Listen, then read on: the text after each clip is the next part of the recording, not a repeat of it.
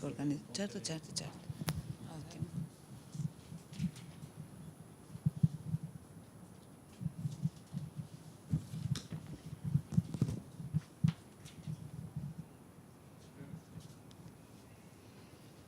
Bene, un caro saluto a tutti e tutte e soprattutto una benvenuta a Paola Favero. Sono veramente contento, anche proprio come consigliere, anche a nome del gruppo consigliare di Europa Verde, di ospitarla qua a Palazzo Ferrofini. Con Paola entrano oggi a Palazzo i boschi e le foreste attraverso un libro, La foresta racconta, che è uscito veramente da poco, ma Paola lo sta portando in giro praticamente quotidianamente proprio per raccontare quello che lei riporta, il messaggio che porta con questo libro. Una breve presentazione, posso farla Paola? Sì, Faccio una grazie, breve presentazione grazie. E Buongiorno. poi però voglio dare parola a te, perché Paola è da sempre interessata, poi da una formazione universitaria, è laureata in scienze forestali, ma poi è entrata appunto a lavorare nel corpo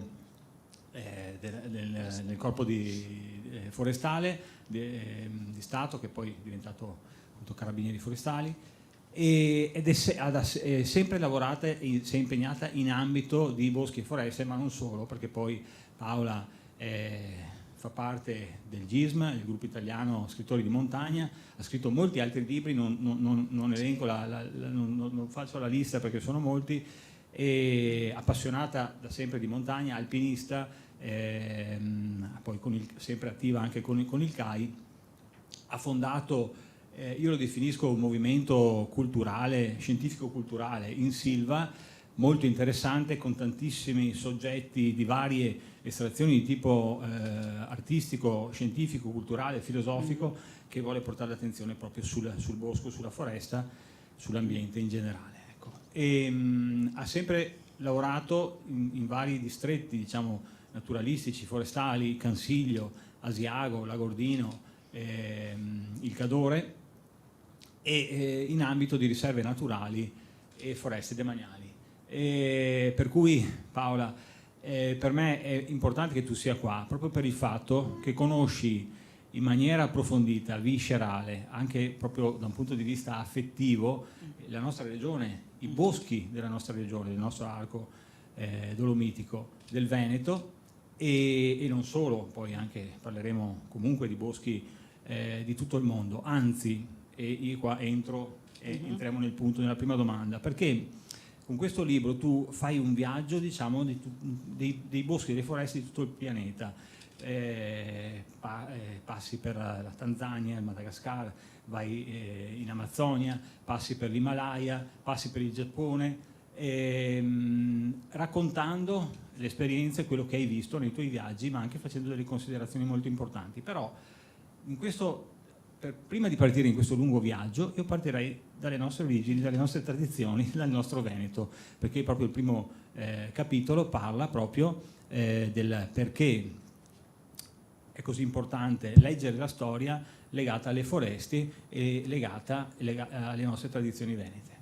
Sì, allora il primo capitolo appunto sono le foreste della storia, perché, ma è un titolo un po' provocatorio, perché tutte le foreste in tutto il mondo, diciamo, sono anche le foreste della storia, perché dappertutto, a parte le foreste vergini, che sono foreste vergini, non hanno mai avuto l'impronta umana, in tutte le altre foreste, in tutti i boschi che possiamo attraversare, se uno sta attento, se guarda, se impara ad osservare, vede quello che è stato l'utilizzo passato fatto dall'uomo, il passaggio dell'uomo in questi ambiti naturali.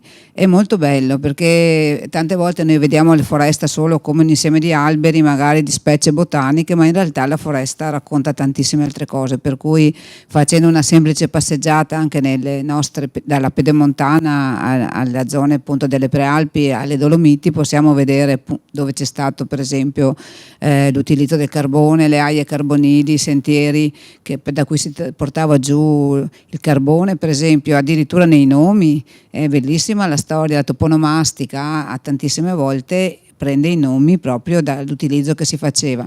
Poi noi ovviamente abbiamo una grande eredità proprio della Repubblica Veneta, della Serenissima, perché sia i boschi del Cansiglio, la foresta di Sommarida che ho gestito quando ero appunto funzionario del Corpo Forestale dello Stato, ma anche la Val Visdente, tantissimi luoghi del Veneto erano boschi appunto dove la Serenissima operava creando forse, anzi senza forse, la prima gestione forestale, la prima tipo di selvicoltura, di assestamento dei boschi credo del mondo, nel senso che loro avevano un'organizzazione che non ha uguali, per cui per esempio anche in Cansiglio, oltre a una protezione rigorosa del bosco, però c'era, per esempio in Cansiglio loro avevano bisogno di trovare dei faggi per fare i remi delle navi che erano le galere, da cui viene poi galera, perché c'è sempre stato il dubbio se uno viene dall'altro in che ordine. Pare che prima ci fossero le galee,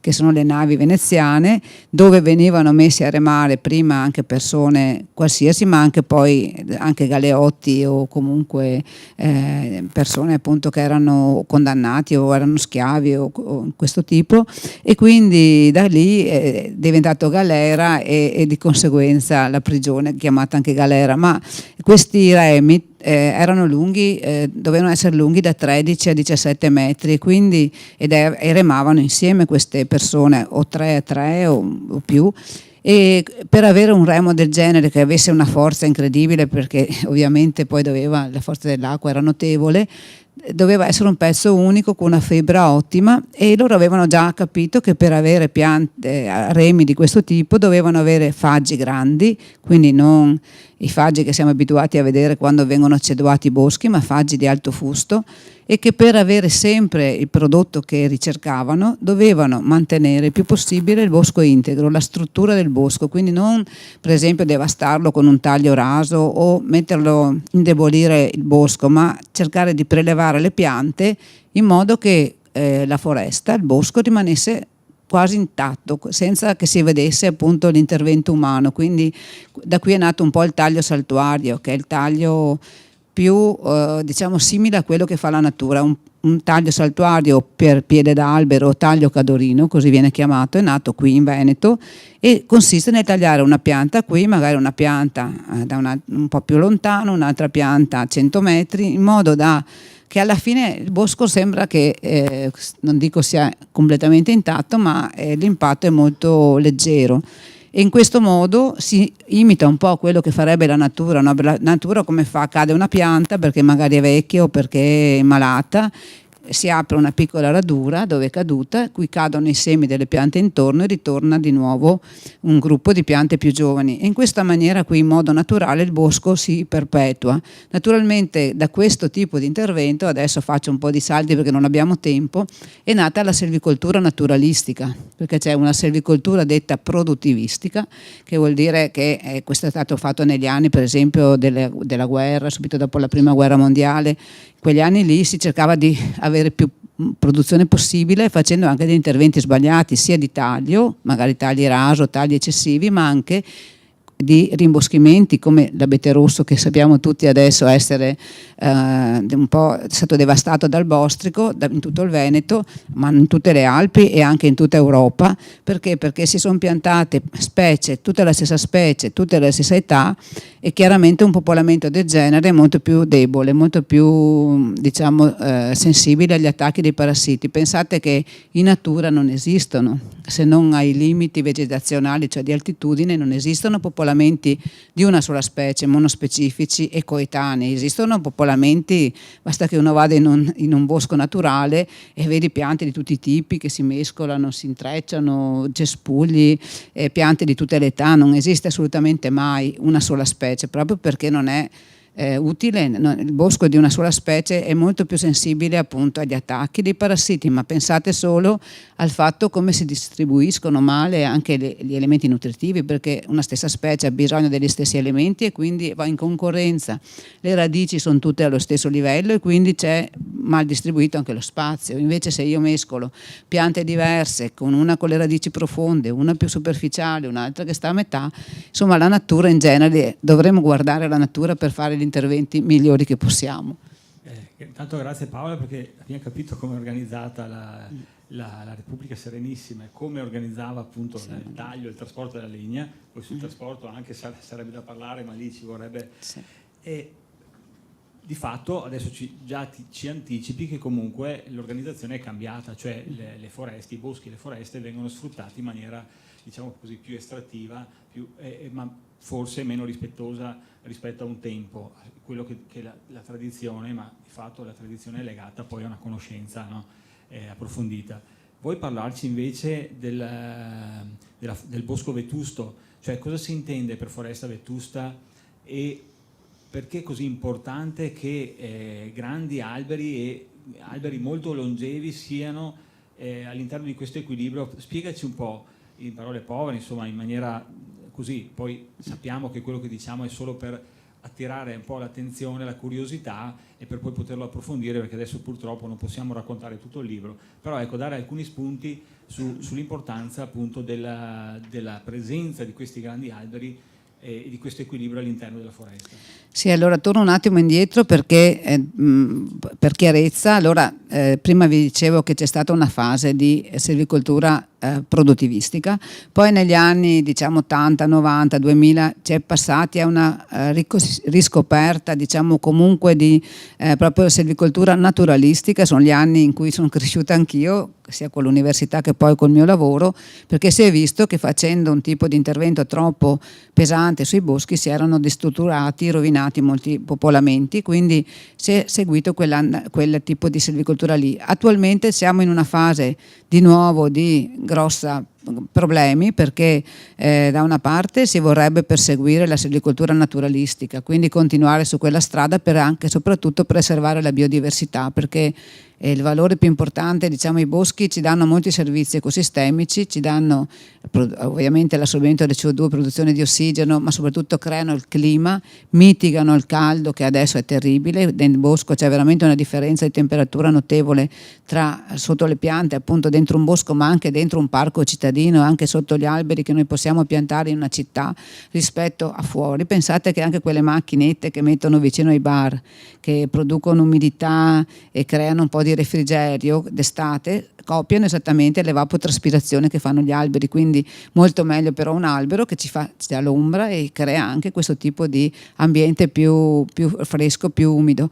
E come dicevo, ovviamente il bosco è una riserva d'acqua fondamentale, perché tantissime delle nostre riserve idriche sono nei terreni del bosco, crea il terreno fertile, dà un posto di ricreazione. Adesso sono andata fuori, poi dopo ti rispondo, ma scusate, per esempio il problema quando c'è stato il Covid, le persone dove volevano andare?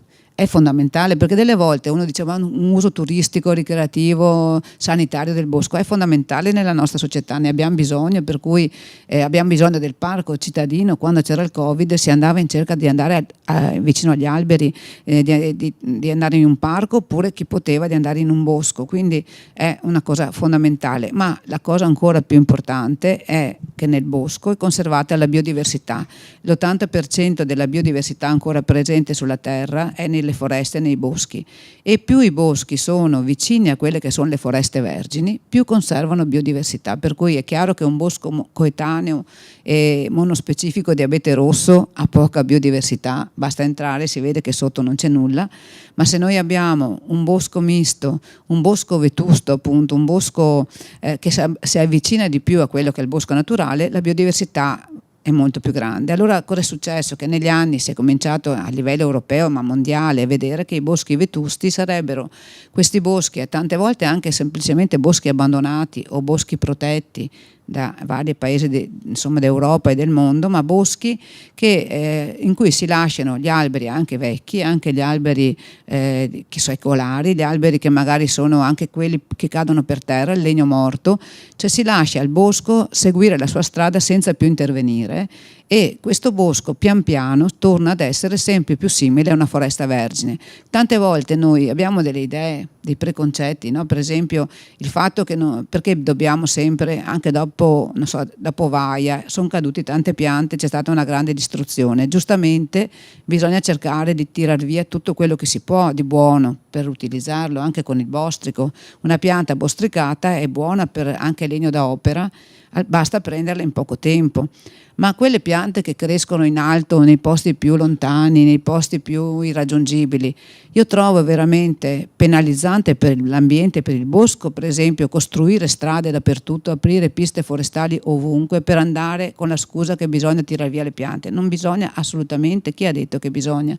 Quelle piante lì che marciscono, che si decompongono, daranno humus, daranno sostanze nutritive, daranno fertilità al terreno perché nascano nuove piante, cioè è chiaro che è importante prelevare tutto quello che si può, che è buono da opera, che possiamo utilizzare e anche che possiamo utilizzare per esempio da bruciare o nelle centrali biomassa, ma evitiamo di aprire troppe vie dentro il bosco, perché quelle vie lì che noi pensiamo utili fanno il peggio. Per esempio per il bostrico sono deleterie, perché quando tu apri una strada, le piante che per esempio stanno prima riparate da altre piante davanti si trovano improvvisamente alla luce.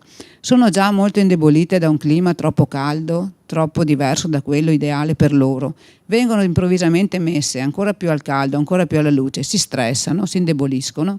Gli insetti sentono che quelle piante stanno male e le attaccano. È come noi quando abbiamo un brutto periodo, che siamo debilitati, che siamo stressati, che non stiamo bene, i batteri e i virus che ci sono in giro ci attaccano, è la stessa cosa.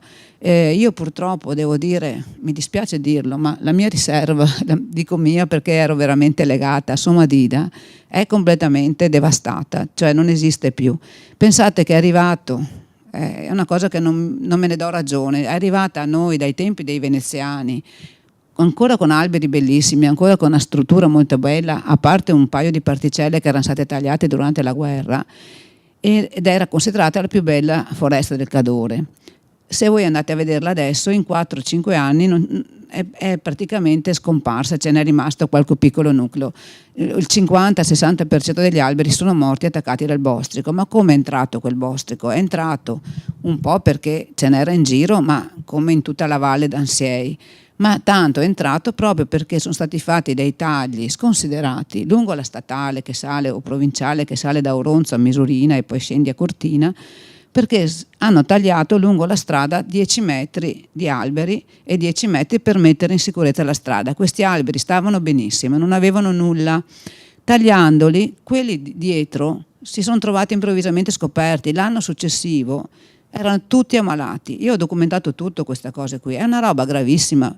Quando poi si sono ammalati, allora diventavano pericolosi per la strada e quindi un'altra riga di alberi tagliati.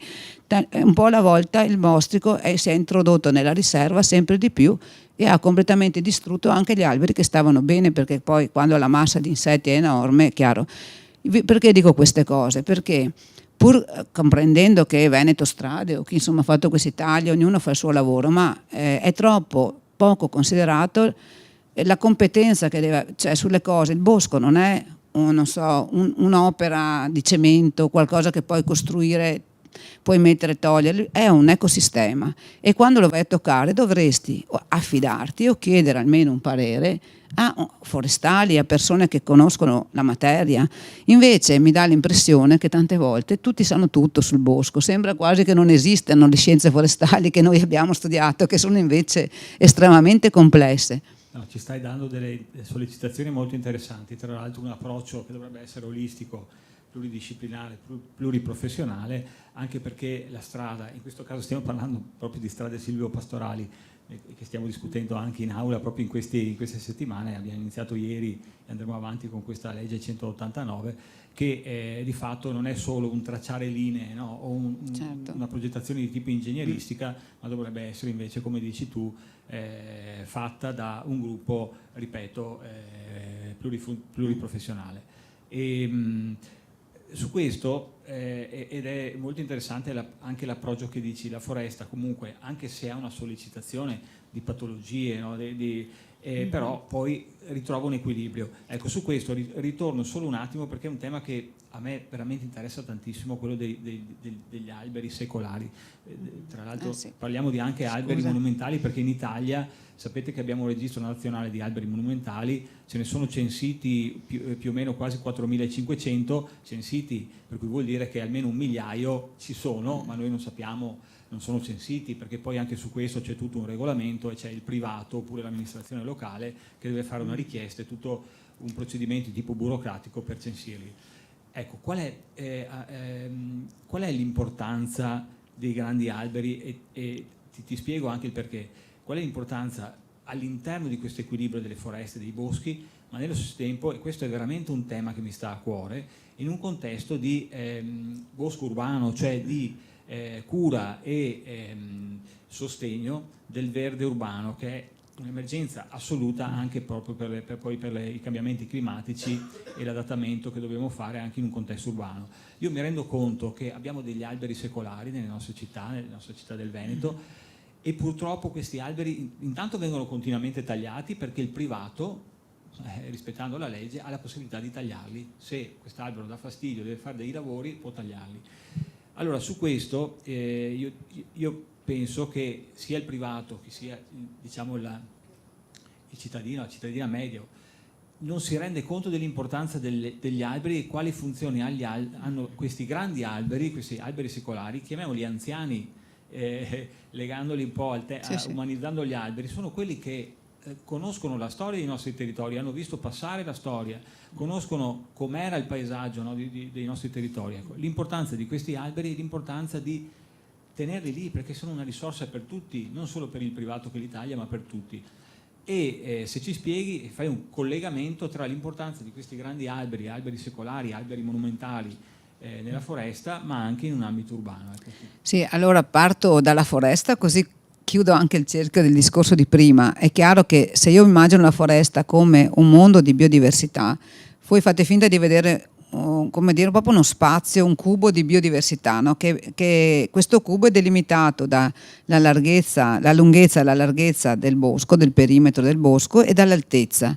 Quindi se io ho queste piante grandi, vecchie, no? Vetuste appunto, ma anche alte, perché sono quelle anche poi più grandi, mettiamo che siano alte 30-40 metri, ho un cubo che può essere, non so, 100 per 100 per 40. Se io taglio via tutte le piante vecchie o mature o comunque stramature, e magari, come qualcuno dice, sono meglio le foreste giovani perché producono di più, eccetera, è un errore clamoroso, perché intanto dimezzi magari a 20 metri di altezza questo cubo di biodiversità. Pensate a tutti gli animali, gli uccelli, gli insetti, eccetera, che vivono anche sulle chiome più alte. Il gallo cedrone, da tanti paesi europei dove facevano e fanno ancora taglio raso, è scomparso, mentre nelle Alpi è rimasto. Perché abbiamo un territorio dove non dappertutto si riusciva ad andare a fare il taglio raso, e quindi ha molte più possibilità di trovare gli alberi grandi che vuole per andare a cantare nel periodo degli amori e per anche poi dormire, quindi per stare, insomma, o il picchio nero, cioè ci sono degli animali che hanno quell'esigenza lì, sono quelli ai vertici delle catene alimentari o delle nicchie ecologiche. Comunque, diciamo che tornando ai nostri alberi vetusti, voi immaginate come la società umana, io delle volte faccio questo paragone un po' così, diciamo, passatemelo, è come se dicessero: guardate, nella nostra società le persone sopra, non so, una certa età, mettiamo 60-70 anni, vanno in pensione, hanno sempre più malanni e non producono più niente. Forse sarebbe meglio ringiovanire la nostra società. In realtà sapete tutti che sono proprio le persone magari che hanno vissuto, che hanno più anni e che hanno più immagazzinato conoscenze, che trasmettono saperi, trasmettono anche saggezza, trasmettono tante cose che servono a chi invece sta crescendo, chi invece sta appunto diventando sempre più adulto o più invecchiando comunque. Basta che guardiamo ogni giorno anche gli scrittori, le cose che ci arrivano, che dal punto di vista culturale tantissime volte arrivano da queste persone qua. Nella foresta è un po' lo stesso, diciamo, sono queste piante più vecchie, più grandi, che hanno visto passare la storia e che danno sostanze nutritive a quelle più piccole, che danno informazioni, perché sono tutti collegati, poi soprattutto attraverso le loro radici e le micorizze, ma anche attraverso le chiome, attraverso le sostanze che loro spandono nell'aria, cioè è un mondo che noi tante volte semplifichiamo e invece è complessissimo. Io credo che scienze forestali sia addirittura una delle materie delle scienze più complesse, perché a differenza di altre devi mettere insieme dalla zoologia, la geologia, la botanica, l'ecologia, cioè devi mettere in relazione un sacco di saperi, per cui è una delle forse materie più complesse, eppure viene banalizzata, poi viene semplificata con affermazioni veramente incredibili. E tornando agli alberi monumentali, la stessa importanza che hanno, perché sono alberi che sono appunto dei monumenti, non sono fatti di appunto materiali ma inerti, ma di vita, e pensate che soltanto nella loro anelli di crescita possono avere una pianta che ha 500 anni, per dire, racconta la storia di 500 anni, ha visto passare le guerre, ha visto passare gli eserciti, cioè racconta la storia della terra, insomma, quindi sono fondamentali. Nelle città sono altrettanto importanti, non ci potremmo immaginare Roma senza i nostri pini, no, che abbelliscono le ville romane o i parchi di Roma.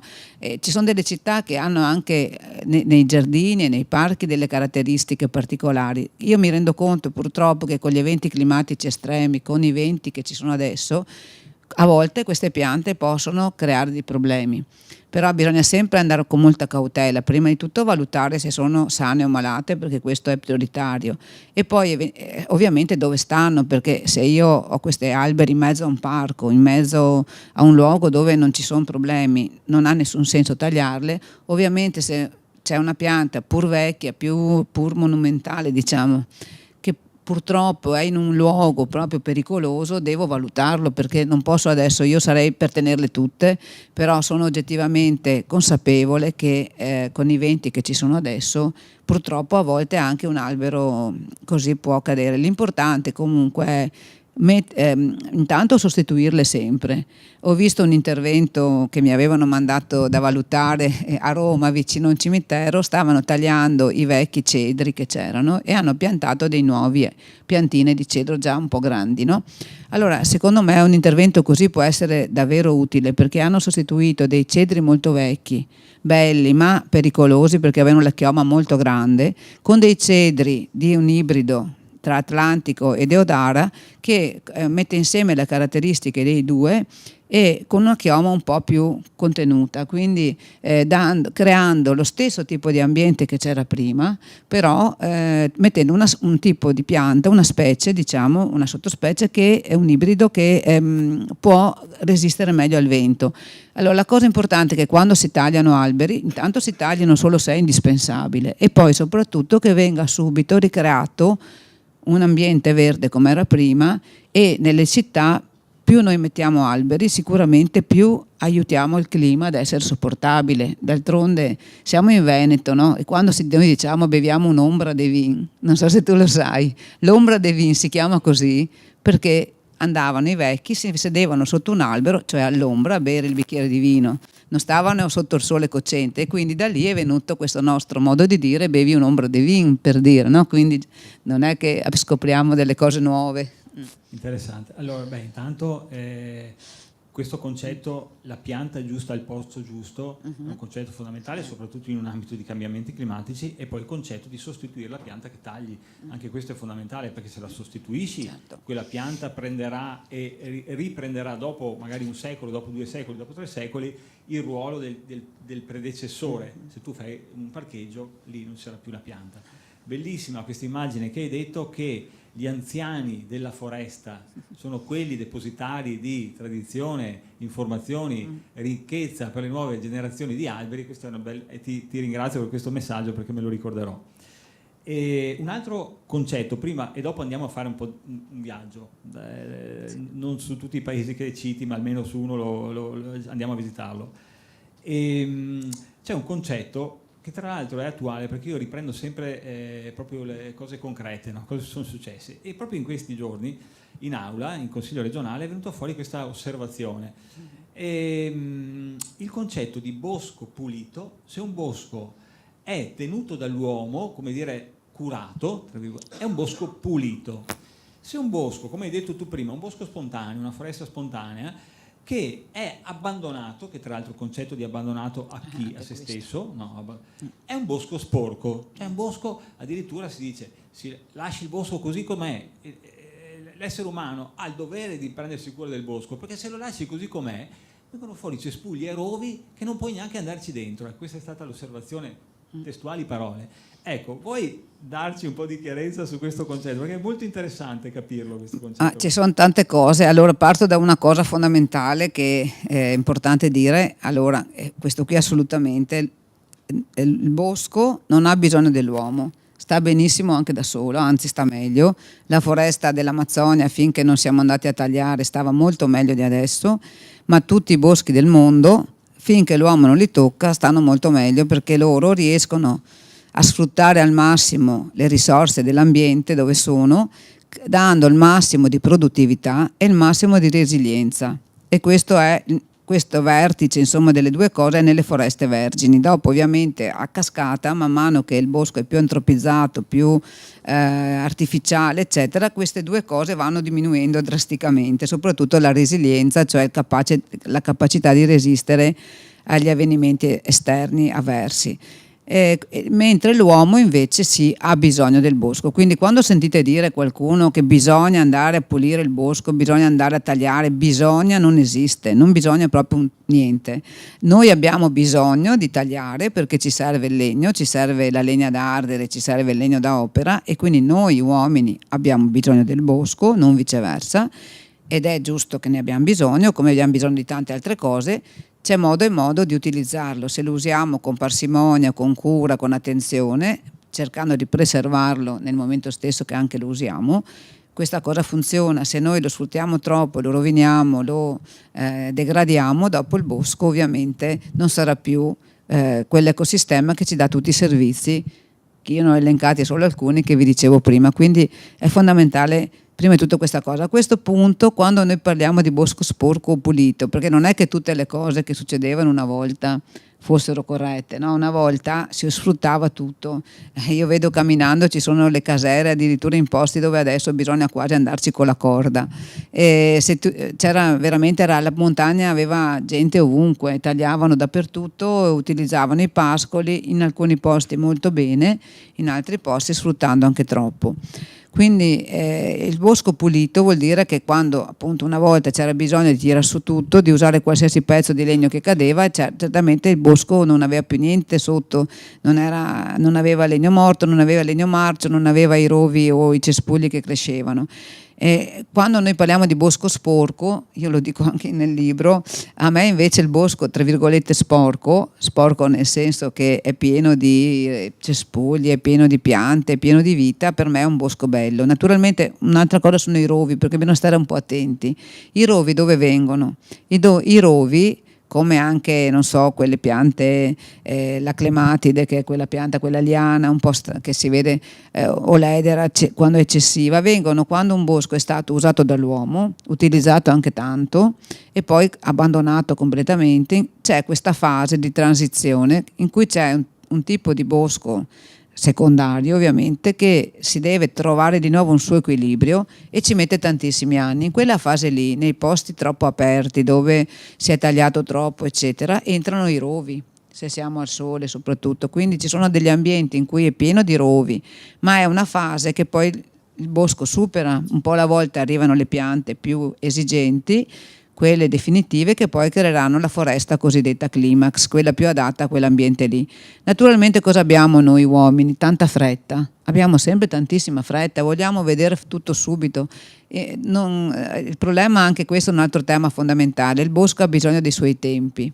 I tempi del bosco e della natura non sono più quelli dell'uomo, cioè una volta l'uomo viveva nel bosco e aveva lo stesso tempi del bosco. Adesso l'uomo è come uscito dal bosco, ma in realtà ne dipende, perché le nostre città vivono grazie a tutta la produzione di biomassa dei boschi e della vegetazione, perché gli unici produttori al mondo sono sempre loro, l'acqua arriva sempre dagli ambienti boscati, cioè abbiamo tantissime risorse, oltre che dai ghiacciai ovviamente, ma tantissime delle risorse che abbiamo arrivano dal bosco, quindi non è, noi ne siamo usciti fisicamente entrando nelle città, ma non è che se siamo, se i boschi sparissero sarebbe un problema enorme soprattutto per noi, perché anche il clima cambierebbe e tutto quello che abbiamo cambierebbe, quindi il bosco è fondamentale. Il bosco sporco, cosiddetto sporco, è per me tante volte proprio il bosco migliore, ricco di vita. Se uno entra nella foresta amazzonica non è che cammina così, cioè deve magari col macete farsi strada, questo si sa, magari così non succede nei nostri boschi, quindi dire il bosco pulito o sporco sono dei concetti un po' da prendere con le pinze. Naturalmente io sono la prima che dico nei paesi di montagna dove ci sono i sentieri, dove ci sono, è bello tenere anche il bosco accessibile, diciamo non pulito ma accessibile, quindi pulire i sentieri, fare in modo di poterci transitare, di poterne godere tutto quello che ci dà, quindi sono due cose un po' differenti. Andiamo verso la fine, anche se le domande sarebbero tante, sarebbe interessante diciamo, fare alcune considerazioni sul rapporto tra il bosco come diciamo, riserva, come cassaforte di biodiversità, no, di servizi ecosistemici, e il bosco invece come filiera del legno per le sue funzioni anche di tipo energetiche, ma soprattutto artigianali, produttive o altre. Però su questo purtroppo non abbiamo il tempo. Io vorrei parlare con te un po' adesso almeno di un posto in cui sei andata. A me affascinava molto il racconto che fai del Giappone, e se vuoi dirci magari in 5 minuti questa esperienza di questa foresta di Cryptomeria. Si riallaccia un po' anche quello che hai detto, allora faccio solo un brevissimo, il discorso della produzione legnosa. Allora io ho sempre fatto i tagli quando lavoravo sia nell'altopiano di Asiago che poi anche in Agordino, ovviamente si facevano le martellate, si tagliavano degli alberi per produrre legname da opera, no? E in altro tipo di tagli per la legna da ardere. Allora la legna da ardere, faccio solo una parentesi, è ottima, un'ottima fonte di energia nei posti di montagna dove il bosco l'hai attaccato a casa e dove trovi tanta roba adesso per terra, caduta con gli schianti, caduta col bostrico eccetera, e quindi si può utilizzare veramente, è utile usare questa legna qua. In qualche caso è anche utile per noi fare l'aceduazione, cioè usare i boschi di faggio o di carpino o di altre specie come legna da ardere, quindi si cedua il bosco, non verranno mai i faggi del Cansiglio, ma ci verrà più legna da ardere. Ma diciamo che dall'altra parte, in questo momento della storia dell'uomo, sono molto più utili tutti gli altri servizi che il bosco ci dà. Se io potessi dare un valore monetario, e vengono anche dati questi valori, ci sono degli studi, a tutti i servizi che vi ho detto prima, ma semplicemente dalle frane e le valanghe che il bosco trattiene, appunto alla biodiversità che preserva e al clima che crea, il valore è molto più alto di quello che mi rende un bosco che produce legname da ardere, per dire, e anche legname da opera. Nonostante questo è chiaro che un po' di legname da opera, un po' di legna da ardere dal bosco lo posso ricavare, implementando la filiera del legno, soprattutto quella piccola, perché il problema è che abbiamo negli anni privilegiato le grandi ditte, anche le multinazionali del legno, penalizzando le piccole ditte boschive. Io quando lavoravo ad Asiago nel corpo forestale c'erano tante ditte boschive che andavano a tagliare il bosco, tiravano ancora giù all'inizio il legname coi cavalli, e poi c'erano le piccole segherie, le piccole falegnamerie, quelle in realtà lì le abbiamo fatte morire, e adesso ci accorgiamo che mancano. Però perché si è fatto questo? Perché ci sono degli interessi maggiori nel favorire i grandi utilizzatori. Mi fermo per tornare al Giappone. Il Giappone ci dà i giapponesi che visione hanno rispetto a noi? Sì, allora gli alberi per loro sono prima di tutto degli esseri viventi. Però vi dico solo brevemente questa vicenda. Allora io sono stata in quest'isola, Yakushima, dove ci sono le più belle foreste del mondo, le uniche di foreste vergini di Cryptomeria japonica. Ma la cosa particolare è questa pianta, che è meravigliosa, è una pianta antichissima che vive in Giappone, e in Cina ce n'è un'altra specie, diventa grandissima e ha la capacità, una volta che viene tagliato, questo legno non si degrada, cioè ci mette secoli per degradarsi, a differenza di altre piante che degradano in pochi anni. Quindi tu trovi per terra anche un tronco di Cryptomeria che ha magari 500 anni ed è ancora integro. Quando hanno scoperto questa capacità della Cryptomeria, i giapponesi ancora in passato hanno cominciato a utilizzare questo legno per fare tutti i tetti dei templi e dei palazzi del Giappone. Quindi andavano a tagliare le criptomerie, facevano delle scandole di legno e queste qui venivano usate come noi quelle di Larice, no? Nelle case, nei tetti delle case. Solo che con la differenza che queste tegole di legno duravano centinaia di anni e avevano cominciato a distruggere questa foresta vergine che era meravigliosa con piante millenarie. Negli anni 60, quando è cominciato il periodo invece un po' più dell'ecologia, dell'attenzione a questi ecosistemi, loro hanno immediatamente, in pochissimi anni, cambiato completamente politica. Pensate che dentro la foresta c'erano le rotaie, con tutti, tagliavano le piante e le mettevano in questi vagoni solo per il legname, cioè era tutto un traffico che viveva solo di questo. Le rotaie dei treni sono diventati sentieri, la foresta è stata assolutamente protetta in modo totale, quella vergine, che c'era ancora una metà della zona vergine, rimasta vergine, quella che avevano utilizzato l'hanno protetta, quindi ormai sono quasi 100 anni ormai, 80 che viene protetta e quindi è ricresciuta. Le piante hanno misurato l'età, hanno 1000 anni, 2000, ci sono piante con il cartellino, con il nome proprio, hanno un nome proprio. Ce n'è una che viene datata quasi 6.000 anni, dove ogni giapponese prima o dopo nella vita deve andare in pellegrinaggio a salutare questo grandissimo, che loro chiamano Yakusuji, in quel posto lì, questa pianta millenaria. E nonostante che abbiano perso ovviamente dal punto di vista economico la possibilità di fare queste tegole particolari, in realtà questo è entrata dall'altra parte un grande introito dal punto di vista del turismo, no? Perché che è molto controllato, perché loro sono rigidissimi, controllano le persone, perché nessuno deve toccare una pianta o rovinare una pianta, però è chiaro che questo posto attira anche visitatori che vanno a vedere questa meraviglia. Quindi anche in altri posti del mondo mi è capitato di vedere che a volte si pensa di perdere degli introiti, no? Perché si rinuncia a tagliare, ma si possono avere maggiormente implementando il turismo naturalistico, eccetera, come sta succedendo in tante parti del mondo. Interessante, una sorta di quasi di pellegrinaggio arboreo. A me succede che, ma anche a casa mia, quando passo di fianco a un grande albero, un albero monumentale, intanto la cosa che mi impressiona di più è che hai detto prima è il volume che occupa, la chioma, il volume che occupa, lo spazio che occupa e poi questa presenza che ti viene proprio spontaneamente quasi di avvicinarti, di toccare. L'ultima domanda, Paola, perché il tempo stringe, però a me ha affascinato molto anche il capitolo I popoli della foresta.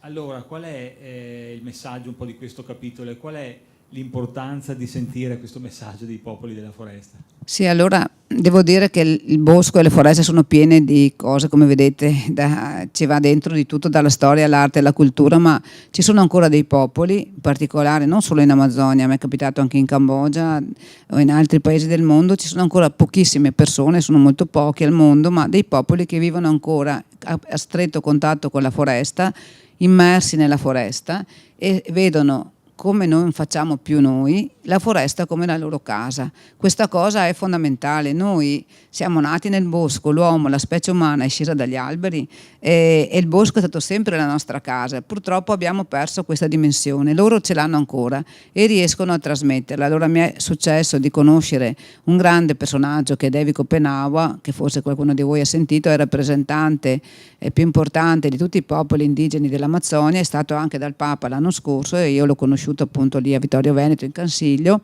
e lui ha scritto quel famoso libro La caduta del cielo, perché proprio dice quando moriranno gli sciamani, moriranno queste persone che parlano ancora con gli alberi e comunicano quella che è la vita degli spiriti della foresta, cadrà il cielo su di noi, no? Però questo signore, che è un grande scrittore, è una persona che ha una cultura diversa, perché lui lo dice: voi avete la cultura dell'università, noi abbiamo la cultura del rapporto con gli alberi e con la natura che voi non avete più. E lui mi ha impressionato, perché pure vivendo in mezzo a una foresta amazzonica, in un posto dove diciamo adesso cominciano ad arrivare anche lì mezzi di comunicazione come qui, però diciamo è molto isolato, lui mi ha detto: dobbiamo imparare a guardare lontano. È una cosa fondamentale, perché lui diceva: non possiamo guardare qui il nostro piccolo, no? Quello dove siamo noi, perché tutto è connesso e dobbiamo guardare quello che succede ovunque, non soltanto attaccato a noi. Per esempio noi tante volte siamo deviati dal fatto, per esempio, sì, abbiamo avuto la tempesta Vaia, abbiamo avuto il bostrico, pensiamo di essere solo qua in Italia sulle Alpi. In tutto il mondo, sapete, in tutto il mondo gli alberi stanno morendo, i boschi stanno morendo in tutto il mondo, è questo che deve preoccuparci. Per questo che io dico è importante, noi che l'abbiamo capito, cioè in America stanno morendo le sequoie, stanno morendo i pini ponderosa attaccati da un parente del bostrico, in tutto il mondo stanno soffrendo gli alberi perché 2 gradi in più di temperatura o 1,5 gradi di media, quello che è, ma da noi sono 2 gradi o 2 gradi e mezzo, le piante non possono adattarsi così velocemente, hanno bisogno di migliaia di anni per adattarsi. Noi non gli diamo il tempo e le piante soccombono, ma le piante sono la nostra vita. Questo personaggio, questo sciamano che pur vivendo in mezzo alla foresta vede che la foresta sta cambiando e capisce che bisogna fare qualcosa. E da questa sua frase, appunto, bisogna guardare lontano, e poi da quello che lui ci ha detto, c'è stato un ragazzo che ha partecipato a questo incontro che ha detto una frase bellissima, secondo me, con cui io vorrei salutarvi. E lui ha detto: come loro sono indigeni dentro la foresta, cioè la loro foresta è la loro casa e loro la curano e la preservano e hanno questo senso qui. Lui dice: noi dobbiamo essere indigeni sulla terra, perché se guardiamo lontano la nostra casa è tutta la terra, no? E quindi essere indigeni sulla terra è come loro che sono indigeni nella foresta, la preservano, la curano, la proteggono per chi verrà dopo, per le generazioni future. Quindi per me è stato veramente un grande insegnamento da chi magari ha molto meno possibilità di noi di apprendere in un certo modo, ma ne ha un altro. Grazie Paola. Ti ringrazio per questa presentazione. Ti ringrazio soprattutto per l'ultimo appello che hai fatto, perché non c'è tempo da perdere e le foreste, i boschi ci stanno facendo capire quello che la maggior parte di noi non vuole più capire, che abbiamo poco tempo e dobbiamo correre il prima possibile ai ripari per ridurre sicuramente la produzione di CO2 che stiamo e che causa quello che sappiamo. Ecco, io raccolgo il tuo appello per fare un appello a tutti di leggere questo libro, perché è molto importante, e soprattutto di entrare nei boschi e le foreste, di entrarci, perché come diceva prima Paola, i nostri tempi si sono sempre più sfasati e noi ci stiamo allontanando dai tempi dei boschi e delle foreste, e più invece ci entriamo e più siamo a contatto con la natura, con i boschi, con gli alberi, e più ci riallineiamo ai tempi della natura. Questo è un appello che io prendo personalmente e cerco il più possibile, perché anche questo ci può riallineare con quello che facciamo quotidianamente. In questo momento la mia attività politica sicuramente può prendere energia, forza e tempi giusti proprio prendendo spunto dai boschi e le foreste. Grazie a tutti. Grazie a voi, grazie a te, grazie Renzo.